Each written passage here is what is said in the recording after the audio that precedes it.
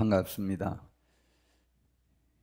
제가 옛날에 전설의 고향이라는 그 TV 프로그램을 본 것 중에 제가 저희 교회에서도 말씀드렸던 아주 유명한 지관 이야기가 이번 말씀을 전하려고 할 때 기억이 났습니다. 그 지관이 얼마나 유명한지, 그가 어떤 땅에 살면 그의 집에 무슨 일이 있을 것이다 라고 이렇게 봐줘서 그 집에 있었던 사람들은 다 장원급제도 하고 뭐도 하고 다 이렇게 되는 거예요. 이 전국에 소문이 퍼졌는데 그게 임금님에게까지 소식이 전해졌어요. 그래서 임금님이 평민으로 변장을 하고 가서 그 직관에게 물어봤습니다. 왜 당신은 그렇게 출세하고 잘 된다는 땅들을 다 알고 있는데 당신은 이 집에서 살고 계십니까? 여기서 살고 있습니까? 라고 이렇게 물어봤어요. 그랬더니 아주 당연하다는 듯이, 아니 내 집이 어땠어요? 이 땅이 어땠어요? 여기는 그렇게 출세하는 사람들 안 나왔잖아요. 그랬더니 이 집은 임금님을 아련할 수 있는 땅이라고, 그래서 나는 이곳을 지키고 있다고 라고 말하는 것입니다. 와, 그러냐고, 그래서 있느냐고. 그렇게 해서 이제 그 임금님이 궁궐로 이제 들어갔습니다. 그리고는 그 집의 자녀들과 그 집에 대해서 축복을 내리고 그 자녀들도 채용하고 했다는 일화가 있습니다. 저는 이런 모순된 진행이 저에게는 잘 맞지 않아요. 이 전설의 고향 같은 거. 그러나 그 지관의 그 말, 아니 임금님을 아련할 수 있는 일은 왜 거기 그 땅에서 기다려 있어만 있어야 돼? 아들이 장원급제해도 될 수 있고 뭐도 있고 다 여러 가지 방법이 있는데, 여하튼 그 지관은 최고의 집터는 임금님을 아련할 수 있는 집이라고 생각했다는 거예요. 가정, 그 땅이라고 생각했던 거죠. 여러분, 우리는 누구를 보려고 시간과 돈을, 정성을 투자하십니까? 예수님이 태어나게 되었던 지금으로부터 2023년 전, 정확히는 2027년 전에 전 세계에 어떤 의식이 팽배해졌느냐면, 유대라고 하는 나라에 한 왕이 날 것인데 그가 세계를 새 시대로 이끌 위대한 왕이 날 것이라고 하는 소문이 기록해 보니까 세계에 아주 팽배하게 흩어져 있었습니다. 그래가지고 유대에서 한 지도자가 날 것이라고 하는 그 생각으로 새 시대를 이끌 지도자에 대한 대망론이 세계에 팽배해 있을 때였습니다. 그때 유대나라로 치면 유대나라에서 동방, 그 나라가 어딘지에 관해서 이론이 굉장히 많고, 그 나라가 어디인지에 대하여 그 결론을 어떻게 이끄느냐에 따라서 그가 유대나라로 오는데 3달 이상 혹은 6개월도 걸렸을 수 있다고도 생각하고 그러는데, 요즘은 그렇게는 멀지 않은 지역이라고 많은 학문들이 이렇게 통일이 되어져 가고 있습니다. 근데 여하튼 동방이라는 곳에서 동방박사 3명, 성경에는 3명이라는 내용은 없는데 예물을 3가지를 각각 드렸다고 하니까 아마 3명일 것이다 라고 생각하는데, 그냥 동방박사 3명이라고 우리 생각하죠. 그 뭐 그렇게 중요한 내용은 아니니까. 그런데 그들이 그 지역 내에서 그 동방박사라고 하는 그 표현이 지금으로 치는 마술사 그런 것이 아니고, 그때 그 3사람이 그 지역 내에서 왕과 같은, 혹은 왕일 수도 있고 왕과 버금가는 영향력을 끼치고 있었던 사람들이라고 학자들이 생각하고 있습니다. 그리고 그들은 학문과 또 천문학과 또 그들이 그 유대 나라의 그러한 귀한 일꾼이 날 것이라고 하는 것을 알았기 때문에 성경을 연구해서 구약 성경을 통달한 학자들이기도 하고 훌륭한 인격을 지닌 가장 그 지역 내에서 왕과 같은 영향력을 미치는 존경받는 사람들이었을 것이라고 생각하고 있습니다. 그들이 유대 나라를 전체를 보고 연구하다가 유대 나라에 혹은 어떤 위대한 지도자가 날 것이라는 것을 깨닫고 별을 보고 유대 나라까지 찾아온 거예요. 그 기간이 얼마나 걸렸을까라고 생각했을 때 좌우지간 빠르게 낙타나 다른 것을 타고 움직이면 2주 내지 3주, 아니면 걸어왔으면 혹은 한 달이나 3달도 걸렸을 것이고, 또 밤에 별을 보고만 따라왔으니까 상당히 오랜 기간이 걸렸을 것이라고 생각하고 있습니다. 그들이 모든 것을 포기하고 그 왕을 경배하고 싶은 욕망에 그들이 황금과 유황과 모략을 각각 준비해 갖고 유대 나라를 찾아온 것입니다. 그래서 처음에 유대 나라에 찾아와서 자기들이 온 목적을 사람들에게 말하면서 유대인의 왕으로 난 사람이 어디 있느냐고 사람들에게 묻기 시작했어요. 그래서 그 소문이 이제 헤롯 왕에게까지 들려진 것입니다. 그러자 헤롯 왕이 학자들을 모아놓고 율법학자들을 모아놓고 메시아가 어디에서 난다고 기록이 되어 있냐라고 물어봤어요. 그거 모르는 사람이 어디 있겠습니까? 베들레헴에서 난다라는 것이 이미 다윗 왕의 고향에서 날 것이라고 하는 것은 바닥에 달고 있는 사실이요. 그래서 정확히 미가서에 있는 말씀을 꽉 집어서 그렇게 그 베들레헴에서 메시아가 날 것이라고 예언이 되어 있습니다 라고 이야기한 것이죠. 그러자 헤롯 왕이 동방박사 3사람들을 조용히 불렀어요. 불러가지고 나도 그 왕에게 가서 경배하고 싶으니까 베들레헴에서 그 메시아가 태어난다고 하니까 베들레헴에 가서 찾거들랑 나에게도 좀 알려주세요. 내가 가서 경배를 좀 해야 되겠습니다 라고 말한 거죠. 이것이 거짓임을 우리는 다 알고 계시죠. 아니, 자기가 왕 현직에 있는데 새 왕이 자기도 알지도 못하는 사람이 태어난다는데 그게 좋을 사람은 하나도 없을 거예요. 저도 여기서 목회하는데 여기 임마누엘 교회 2대 담임자를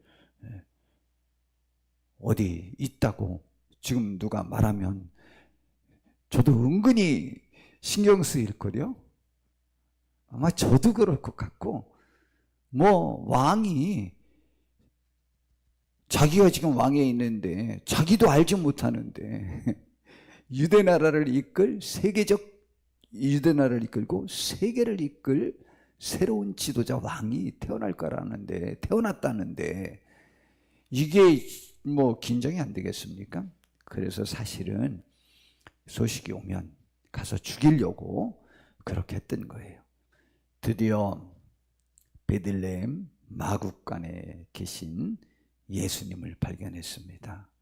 그래서 이 동방박사가 황금과 유향과 모략을 드렸습니다. 여러분, 이 향금과 유향과 모략이 그때 얼마나 귀중했는 좋은 것들이었냐면, 여하튼 왕에게 드리는 가장 최고 좋은 물건들이었습니다. 그리고 황금은 왕의 상징이기도 하고 여러 가지 것들에 그거보다도 유용한 것이 없죠. 그리고 유향은 그때 아주 최고급 향수로 쓰임받았던 것들이고 아무나 바를 수 있는 것들이 아니었습니다.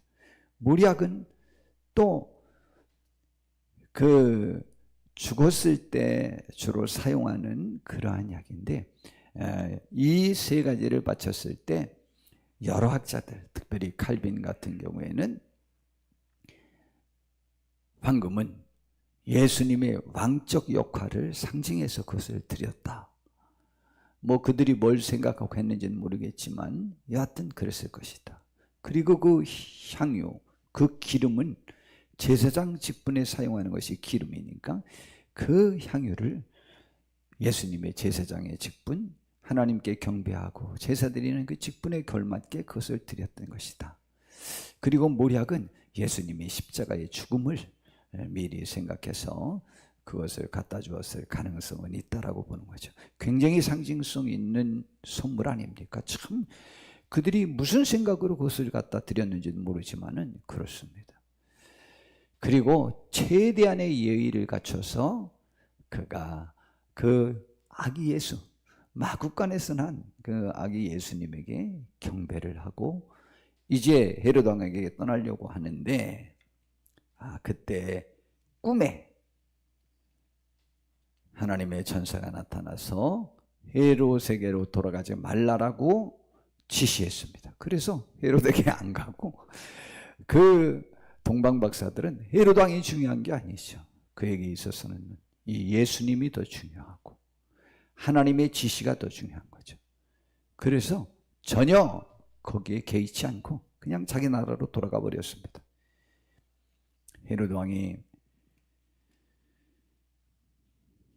속은 줄을 알고 무슨 지시라고 해도 괜찮은데 무슨 일을 했는지 알아요? 다시 또 학자들을 불러 모아놓고 또 여러 상황을 해서 그 별이 나타난 때가 언제고 그 아기가 태어날 때가 언젠가를 전부 살펴봐서 그 시점으로 해서 2살 이하의 남자아이들은 베들레헴 그 인근 지역 전체를 다 죽이도록 했습니다.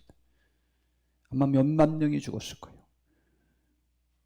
이야, 이런 끔찍한 일을.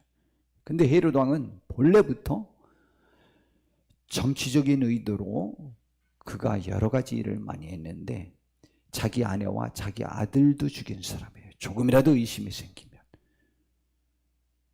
여하튼 이 아주 포악한 사람인데 그렇게 했습니다. 여러분, 우리는 이 사건을, 이 일을 어떻게 생각하십니까?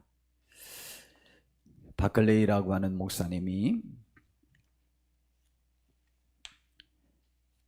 그때 예수님이 태어났을 때 그 시대에 반응을 보인 세 부류의 사람들이 있다고 지적을 했습니다. 저는 그 내용이 참 마음에 들어요. 첫 번째, 증오와 적의의 반응을 보인 헤롯 왕입니다. 두 번째, 완전히 무관심한 반응을 보였던 그 시절 제사장들과 서기관들, 율법학자들의 반응입니다. 이들 헤롯 왕도 막 초미의 관심을 보이고 있고 유대인 전체도 관심을 보이고 있고 세계가 관심을 보이고 있고 또 그리고 더더군다나 동방의 박사들까지 찾아와서 그런 일이 있었다고 하는데도 불구하고 거기에 좀 더 반응하지 않아요. 무관심해요. 세 번째, 존경으로 예배한 반응을 보인 박사들, 동방 박사들입니다. 그런데 이 중에 우리에게 해당되는 것은 무엇일까? 라고 하는 것인데 절대 헤롯 왕처럼 오늘 저의 말씀을 들으시는 모든 분들 중에 헤롯 왕처럼 반응을 보일 분, 그 마음 자세를 갖고 있는 분은 전 한 분도 없을 것이라고 생각합니다. 그러나 굉장히 많은 사람들이 현재 한국 교회가 어떤 상태였을까? 교회는 나와 예배하고 하지만 바클레이 목사님이 그 시절 그 무관심했던 그 율법학자들, 그 신학자들, 혹은 최고의 신앙인들이라고 하는 사람들을 바클레이 목사님은 이러한 관점으로 봐요. 그 소식이 이들에게는 극히 작은 관심도 일으키지 못했다. 그들은 성전 예식과 율법 토론에만 몰두했기 때문에 예수에 관해서 완전히 무관심했다. 예수는 그들에게는 무의미했다. 흔히 자기 일에 너무 집중해 버리기 때문에 예수 그리스도에 대해서는 아무런 의미도 갖지 못하는 사람들이 있다. 이제 예언자의 준엄한 질문을 들을 수 있다. 에레미야 애가 1장 12절에 이런 말씀이 있습니다. 무릇 지나가는 자여, 너희에게는 이 일이 관계가 없는가? 라는 말입니다. 오늘 이 시간 우리들이 관계 있고 우리들이 관심이 있고, 그래서 우리는 누구를 보려고, 누구를 만나려고, 누구를 기대하며, 누구를 소망하며, 이걸 대망이라고 그러죠. 기다릴 때 기다릴 망, 대망. 아주 대망하는, 기다리는. 우리는 누구를 보려고 우리들의 시간과 돈과 정성을 투자하십니까? 저는 여기에 예수님을 최고의 존경과 영광으로 맞이했던 또 다른 사람들을 좀 더 소개해 보려고 합니다. 양을 치던 목자들이었습니다. 참 신기하죠. 왜 하나님이 깊은 율법학자들에게 예수님에 관한 소식을 먼저 전하지 않고 동방박사들에게 먼저, 그리고 비천한 이 양을 치는 목자들, 그들에게 밤에 천사가 나타나서 예수님의 탄생 소식을 전합니다. 그들은 너무 놀랐습니다. 천사가 나타난 것도 놀랐고 그런 것을 경험해 보지 못했던 사람들이라 더더욱이나 그럴 것이고, 또 그 소식이 너무 놀라운 소식이었어요. 그래서 그들이 하던 일을 멈추고 부지런히 와서 천사가 가르쳐 준 그 베들레헴의 예수님, 그 마구간에 있는 예수님을 찾아 경배하고, 천사가 전해준 그 기쁜 소식을 하늘에는 영광이요 땅에는 주를 기뻐하시는 자들에게 하나님의 축복이라고 말했잖아요. 그런 놀라운 이야기를 전함으로 인해서 그 기쁜 소식을 듣는 많은 사람들, 혹은 특별히 예수님의 육신의 아버지 요셉과 어머니 마리아, 그들은 그런 이야기를 듣고 더욱 놀란 거죠. 먼저 동방박사들을 만나서 큰 위로를 받고 힘을 얻고, 또 예수님에 관하여 더 많은 생각을 갖게 되는데, 이 양을 치던 목자들 얼마나 좋습니까? 기쁜 소식은 빨리 가서 전해야 되는 거예요. 그 밤에 가서 전했어요. 그래서 하나님의 천사가 베들레헴 근방에 있는 목자들에게 나타났어요. 두 번째 또 다른 부류의 사람이 있어요. 이미 그 전에 사가랴라고 하는 제사장과 그 안에 엘리사벳에게 있었던 세례 요한의 출생과 메시아에 관한 이야기를, 그들이 그것을 그렇게 열망했던 사람들이라잖아요. 그런데 이제 직접 예수님에 관한 이야기는 그 다음에 성령으로부터 죽기 전에 그리스도 메시아를 볼 것이라고 하는 예언을 들었던 시므온이라고 하는, 직책을 알지 못하는 어떤 성도였을 것이라고 생각하기도 하고, 일반인일 것이라고 생각하기도 하고, 율법학자일 것이라고도 생각하는데, 여하튼 그 시므온이라고 하는 나이가 아주 많은 성도가 있었습니다. 그런데 그는 미리 성령으로부터 내가 죽기 전에 메시아를 볼 것이라고 하는 계시를 받았어요. 그는 본래부터 이스라엘의 위로를 기다렸던 사람이라고 했어요. 그러니까 이스라엘의 희망은, 유대 나라의 희망은, 민족의 희망은 정말 메시아가 오지 않고는 우리 민족에 희망이 없겠다고 생각해서 메시아를 열망하고 고대하고 있었던, 큰바위 얼굴을 보고 싶었던 그 소년의 심정과 같은 것으로 나이가 많을 때까지 기도하면서 바랬던 사람이에요. 그런데 그 소망을, 그 계시를 이제 예수님을 8일 만에 남자는 성전에 가서 할례를 받아야 되거든요. 할례 받으러 갔을 때 성전으로 들어가다가 성령님의 지시를 받고 그 아기가 그 메시아라는 계시를 또 받고 가서 예수님에게 가서 그 사실을 그 부모님에게 이야기하고 예수님을 축복 기도를 하면서 내 눈이 주제여 이제 말씀하신 대로 종을 평안히 놓아주시는도다. 내 눈이 주의 구원을 보았사오니 이제 만민 앞에 예비하신 것이요 이방을 비추는 빛이요 주의 백성 이스라엘의 영광입니다 라고 하면서 자기 일을 평안히 놓아주었다. 평생의 꿈이 이루어졌다. 나는 이제 더 이상 바랄 것이 없다 그랬습니다. 예수님을 보는 것이 그 일생일대의 목적이었고 이제 더 이상 바랄 것이 없다고 합니다. 그는 이스라엘의 위로를 기다렸던 사람입니다. 그 다음에 또 한 사람이 있죠. 우리가 알죠. 결혼한 지 7년 만에 과부가 되었습니다. 그래서 지금 84년째를 살고 있는 안나라고 하는 여선지자였습니다.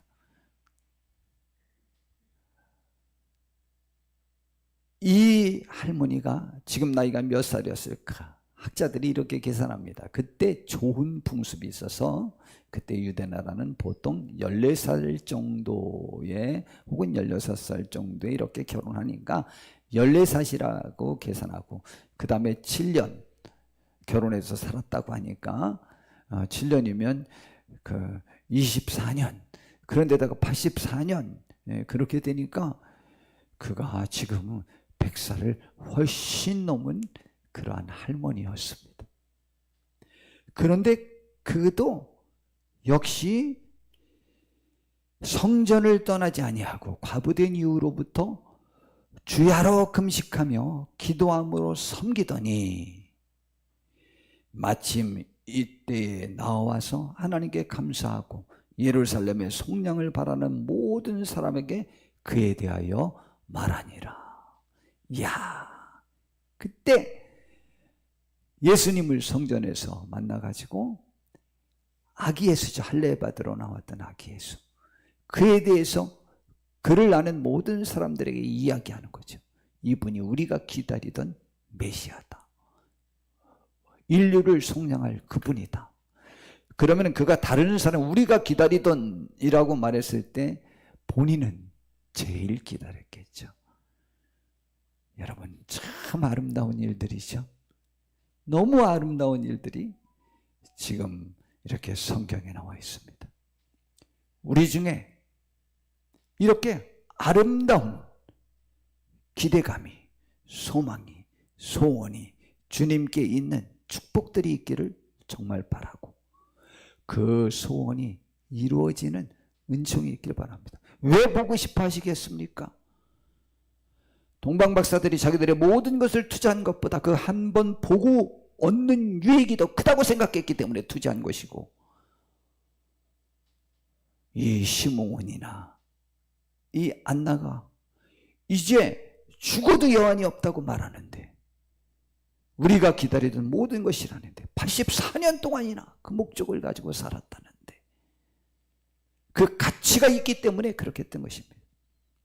우리는 어디에 그 가치가 있으십니까?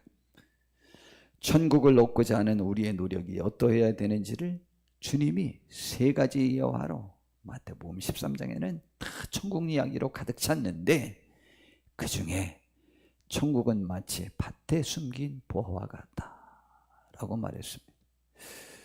지금 미국 어디에서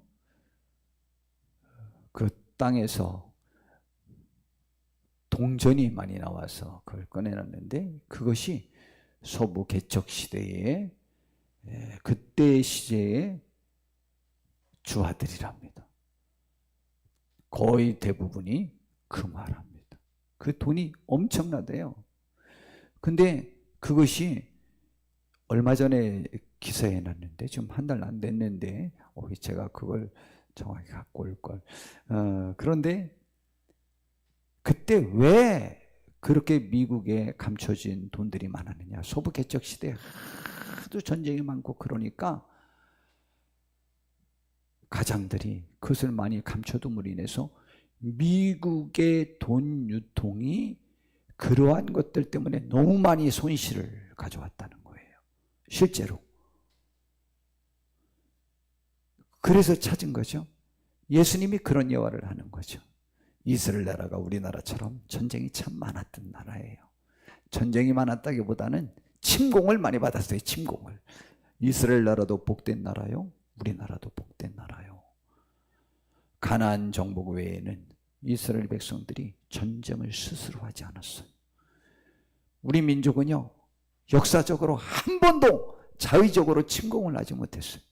침공을 하려다가 저기 누구야, 이성계라고 하는 사람이 강화도에서 회군을 해가지고 고려를 쳐버렸어요. 자기 나라를.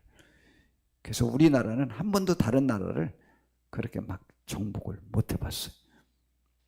그랬는데 복받은 나라들이잖아요. 저는 우리나라가 좋아요. 자, 그런데 그러다 보니까 이스라엘 나라들이, 가장들이 그 보화를 빼앗길까 봐 밭에 감춰뒀다가 가족에게 말 안 하고 죽고 어디에 감춰져 있는지 모르니까 그랬는데 그 땅을 어느 소장농이 그 땅을 빌려서 농사를 짓다가 그 금화를 발견한 거예요. 그 주인이 누구 것인지는 자세히 모르죠. 그런데 그 사실을 알고 그 서장농이 집에 가서 자기에 있는 전 재산을 팔아가지고 그 밭을 산 다음에 그 보화로 큰 부자가 되었다. 천국은 마치 이와 같다라고 하는 것이죠. 나의 모든 가치가 있는 것이라는 것이죠. 시편의 말씀을 보면서 제 마음이 얼마나 좋고 얼마나 위로가 되고 우리의 마음도 이러해 봤으면 참 좋겠다 라고 하는 시편 말씀들 세 군데 있는 말씀을 제가 한번 읽어드려 보겠습니다. 뭐 많은 해석은 하지 않고 제가 한번 읽어드리면서 조금만 말씀을 드려보겠습니다. 시편 83편이 고라자손의 시라고 이렇게 되어 있습니다. 레위인입니다. 만군의 여호와여, 주의 장막이 어찌 그리 사랑스러운지요. 주의 성전이 그렇게 사랑스럽습니까? 주의 전이 내 영혼이 여호와의 궁정을 사모하여 쇠약함이요 내 마음과 육체가 살아계시는 하나님께 부르짖나이다. 지금 네가 성전에 갈 수 없는 포로 생활 기간이거나 어떤 다른 이유가 있어서 성전에 가지 못하고 있어요. 내 영혼이 여호와의 궁정을 사모하며 쇠약함이요 내 마음과 육체가 살아계시는 하나님께 부르짖나이다. 주의 전에 나가서 예배하고 싶어서 나의 왕 나의 하나님 만군의 여호와여, 주의 제단에서 참새도 제 집을 얻고 제비도 새끼들 보금자리를 얻었나이다. 그런데 나는 지금 이렇습니다.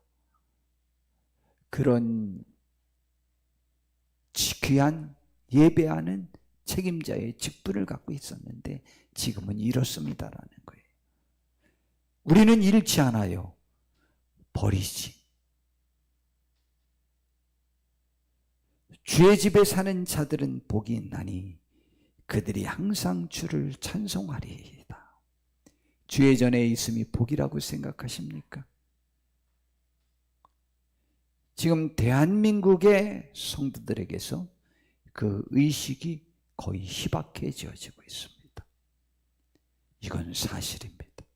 우리조차도 교회에 간섭이 없기를 바라는 것이 소원 중에 하나인 경우가 굉장히 많습니다. 주를 사모하는 마음이 떠나가는 이 시대에 이런 아름다운 갈망을 갖고 있는 위대한 하나님의 사람들의 시가 우리들의 마음에 어떤 감동을 주기를 바랍니다. 주께 힘을 얻고 그 마음에 시온에 데려가 있는 자는 복이 있나이다. 주님 때문에 힘을 얻고 그의 마음이 시온의 대로에 유대 나라에 하나님의 백성들에게 있는 사람은 복이 있나이다. 그들이 눈물 골짜기로 지나갈 때에 그곳에 많은 샘이 있을 것이며 이른 비가 복을 채워주나이다. 그런 사람들에게, 주의 전을 사모하는 자들에게, 주의 백성들의 축복을 고대하는 사람들에게, 하나님을 섬기는 사람들에게 하나님의 위로가 넘치기를 바라는 사람들에게, 교회들이 잘 되길 바라는 그 소원이 있는 자들에게 하나님께서 복 주셔서 혹시 그들이 눈물 골짜기를 지나갈 만한 어려움이 있을 때에 그것을 지켜주시고 쉴 수 있는 물들이 있기를 바랍니다. 그들은 힘을 얻고 더 얻어 나아가 시온에서 하나님 앞에 각기 나타나리이다. 그들이 반드시 시온에서 주의 전에서 하나님을 섬기는 백성들과 함께 설 수 있는 날이 있을 것입니다. 만군의 하나님 여호와여, 내 기도를 들으소서. 야곱의 하나님이여, 귀를 기울이소서. 우리 방패이신 하나님이여, 주께서 기름 부으신 자의 얼굴을 살펴보옵소서. 그러면서 우리가 잘 아는 말씀을 하죠. 주의 궁정에서의 한날이 다른 곳에서의 첫날보다 나은즉. 김구 선생님도 저 말을 하죠. 악인의 장막에 사는 것보다 내 하나님의 성전 문지기로 있는 것이 좋습니다. 너무 우리의 마음과 동떨어진 것 같은 마음이 들을 때가 많습니다. 그러나 저 마음이 우리들의 마음이기를 정말 바랍니다. 여호와 하나님은 해요 방패이시라. 여호와께서 은혜와 영화를 주시며 정직하게 행하는 자에게 좋은 것을 아끼지 아니하실 것임이니이다. 정직, 제가 정말 많이 말씀드리는 거죠. 하나님에 대하여 정직한 거예요. 하나님의 영광을 위하여 정직한 삶을 말해요. 만군의 여호와여, 주께 의지하는 자는 복이 있나이다 라고 하고 있습니다. 또 다른 시편 123편 1절부터 4절에 보니까 성전에 올라가는 노래라고 그래요. 작자가 미상이에요. 주님의 전을 사모하면서 혹은 예배하러 가면서 부르는 그러한 찬양이었어요. 하늘에 계시는 주여, 내 눈을 들어 주께 향하나이다. 너무 좋죠. 우리의 눈이 지금 누구를 향해 있습니까? 성전의 손을 바라는 종들의 눈같이, 여주인의 손을 바라보는 여종의 눈같이 그들에게 있어서는 절대적이지 않습니까? 우리의 눈이 여호와 우리 하나님을 바라보며 우리에게 은혜 베풀어 주시기를 기다리나이다. 우리의 눈이 하나님에게 집중되어 있는 거죠. 제비가 그러듯이. 제비 새끼가 그냥 먹이. 제가 유튜브를 봤어요. 여러 새끼들 중에 제비는 어떻게 먹이를 분배하는가. 목소리가 큰 제비와 제일 높이 쓴 것으로 그 어미가 이렇게 살펴봐서 그게 지금 제일 배고프다고 생각해서 준다는 거예요. 심령이 가난한 자는 복이 있나니 천국이 그들의 것일 것이라고 성경에 말씀해주고 있습니다. 우리의 심령은 주님의 나라를 갈망하는 마음으로 항상 가난해야 돼요. 언제나 배고픔으로 헐떡여야 해요. 이 시대는 이러한 말씀 자체가 어느 때는 부담이 되고 그냥 두면 내가 편할 텐데, 정말 말라기 시대의 신앙과 정말 너무 많은 것들이 제가 보기에는 같아요. 하나님께 예배하고 섬기는 것이 참 번패스럽다, 번잡스럽다. 좀 덜 귀찮게 좀 해줬으면 좋겠다. 하나님을 떠나겠다고는 안 해요. 근데 하나님은 떠났다고 해서 말 안 했습니다. 그들은 하나님을 버린 적이 없대요. 그러나 하나님은 하나님을 버렸대요. 그들은 예배하고 제사 드려요. 가장 나쁜 것들로, 가장 화가 나서 어쩔 수 없이 항상 하고 있어요. 그들은 하나님을 버리지 않았대요. 충분히 예배했대요. 그러나 하나님은 하나님을 버렸고 떠났고 무시했대요. 여호와여, 우리에게 은혜를 베푸시고 또 은혜를 베푸소서. 심한 멸시가 우리에게 넘치나이다 라고 말합니다. 그 멸시와 천대를 받는 중에도 이런 소망을 갖고 있는 거예요. 그 다음에 시편 69편은 다윗 왕의 시입니다. 그가 이렇게 말합니다. 하나님이여 나를 구원하소서. 물들이 내 영혼까지 흘러 들어왔나이다. 다윗 왕이 물에 한 번도 빠져본 적 없어요. 자기를 죽이려고 하고 멸시하는 사람들의 영향력을 말하는 것입니다. 나는 설 곳이 없는 깊은 수렁에 빠지며 깊은 물에 들어가니 큰 물이 내게 넘칩니다. 다윗 왕이 하나님을 잘 섬기는 것들을 얼마나 조롱받았는지 알아요? 얼마나 멸시받았는지 알아요? 저도 옛날에 신앙생활할 때 이 시가 어쩜 그렇게 저의 마음속에 와 닿든지 너무 좋았어요. 내가 부르짖음으로 피곤하여 나의 목이 마르며 나의 하나님을 바라서 나의 눈이 쇠약할 정도까지 말했어요. 그리고 6절부터 해보니까 주 만군의 여호와여, 주를 바라는 자들이 나를 인하여 수치를 당하게 하지 마옵소서. 이스라엘의 하나님이여, 주를 찾는 자가 나로 말미암아 욕을 당하게 하지 마옵소서. 참 멋있죠. 내가 주를 위하여 버림을 받아 싸우니 수치가 나의 얼굴에 덮였나이다. 자기의 아픔과 슬픔과 고통, 멸시, 자기가 신앙생활하면서 넘어지고 그럴 때 남들이 멸시하는 것 때문에 너무 속상하고, 나 때문에 하나님을 섬기는 사람들이 욕먹을까 봐 속상해하는 그 마음. 그런데 그렇게 하다가 그가 메시아의 시를 예언적으로 쓰잖아요. 예수님에게 해당되는 것을 지금 자기와 똑같이 말하잖아요.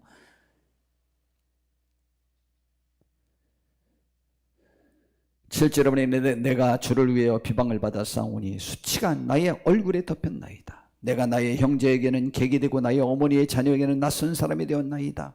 주의 집을 위하는 열성이 나를 삼키고 주를 비방하는 비방이 내게 미쳤나이다. 내가 곡하고 금식하였더니 그것이 도리어 나의 욕이 되었으며, 내가 굵은 배로 내 옷을 삼았더니 내가 그들의 말거리가 되었나이다. 성문에 앉은 자가 나를 비난하며 독주에 취한 무리가 나를 두고 노래하나이다. 여호와여, 나를 반기시는 때에 내가 주께 기도하오니 하나님이여, 많은 인자와 구원의 진리로 내게 응답하소서. 나를 수렁에서 건지사 빠지지 말게 하시고 나를 미워하는 자에게와 깊은 물에서 건지소서. 큰 물이 나를 휩쓸거나 기쁨이 나를 삼키지 못하게 하시며 웅덩이가 내 위에 덮쳐 그것에 입을 닫지 못하게 하소서. 여호와여, 주의 인자심이 선하시오니 내게 응답하시며 주의 많은 긍휼을 따라 내게로 돌이키소서. 주의 얼굴을 주의 종들에게 숨기지 마소서. 내가 환난 중에 있사오니 속히 내게 응답하소서. 내 영혼에게 가까이 하사 구원하시며 내 원수로 말미암아 나를 속량하여 달라고 말합니다. 이제 그 다음 19절부터는 예수님이 십자가상에서 죽을 때의 모습을 그대로 그립니다. 근데 본인도 그랬다잖아요. 어느 사이에 하나님을 섬기다 보니까 예수님과 일체된 삶을 살게 됩니다. 우리의 영혼이 주님을 바라기에 하나님을 바라느냐고 새하는 우리의 눈을 갖게 되기를 진심으로 바랍니다. 하늘의 위로가 우리 속에 함께 하실 것이고 어느 사이에 우리가 예수님 안에, 예수님이 내 안에 함께하는 놀라운 축복이 있을 것이고, 내가 비난받고 고통당하는 것이 예수님의 것이고, 예수님의 고난에 내가 또한 동참하는 것이 될 것입니다. 감사하지 않아요? 오늘 이 시간 우리 말씀을 마무리해 볼까 합니다. 우리는 무관심한 자입니까? 아니면 동방박사들처럼 그들의 귀중한 시간, 연구한 그 모든 시간까지 다, 그리고 가장 귀중한 것들로 가장 정성을 들여 경배할 대상이 주님이라고 생각하는 우리가 되어질 때 우리의 영혼은 기뻤다며 하늘에게 영광을 돌리고 우리의 삶과 모든 부분에서 하나님의 위로와 평강을 체험하시게 되고 구원을 체험하시게 될 것입니다. 귀한 우리 임마누엘 교회 성도님들이 되셔서 주님께 가장 가치를 인정하는 축복이 있기를 진심으로 바랍니다. 기도하겠습니다. 주님, 우리를 인도해 주시고 복 주시옵소서. 우리가 승리하게 하옵소서. 주님을 바라보는 믿음이 커지게 하옵소서. 그것이 우리를 위로하고 승리로 인도하는 복된 기름을 믿게 해 주시옵소서. 예수님의 이름으로 기도드렸습니다. 아멘. 헌금하면서 교회 소식